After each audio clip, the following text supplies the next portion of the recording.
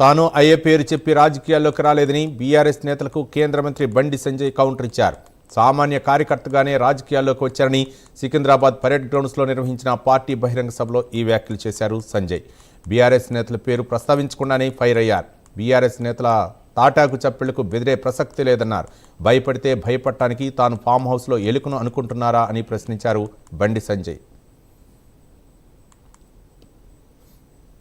Party తలవంచుకునే పని చేయనన్నా, ఇలా party కోసం పనిచేస్తాం. మేమందరం కూడా ప్రతి భారతీయ జనతా పార్టీ కార్యకర్త జై శ్రీరామ్, భారత్ మాతాకి జై అని నేను భారతీయ జనతా పార్టీ కార్యకర్తనని చెప్పి తలెత్తుకొని సగర్వంగా తలెత్తుకునే విధంగా పనిచేస్తుంది తప్ప పార్టీకి తలవంచే పని చేయనన్నా.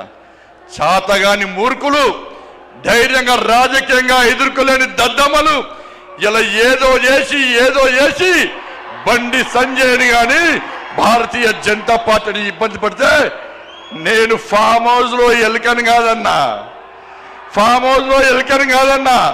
నేను నా అయ్య పేరు చెప్పి రాజకీయాలు రాలేదన్నా, నా తాత పేరు చెప్పి రాజకీయాలు రాలేదన్నా, ఏదో జెండా పెట్టి ఎత్తే రాలేదన్నా. కమలపు జెండాను భుజం మీద మోసుకొని సామాన్య కార్యకర్తగా నా రాజకీయం ప్రారంభించి ఒక రాష్ట్రీయ స్వయం సేవక, ఒక ఏబీవీపీ కార్యకర్తగా, ఒక యువమోర్చా కార్యకర్తగా, ఒక నరేంద్ర మోడీ శిష్యునిగా భారతీయ జనతా పార్టీ కార్యకర్తగా పనిచేస్తున్నప్ప సగర్వంగా భారతీయ జనతా పార్టీ కార్యకర్తని తలెత్తుకొని తిరిగి పనిచేస్తున్నప్ప తల వంచే పని చెయ్యన్నా. నన్ను నమ్మండి అన్నా, తప్పుడు ప్రచారం నమ్మకండి అన్నా. మా ఎంబడి ఉండండి, ఇక వదిలిపెట్టే ప్రసక్తే లేదు.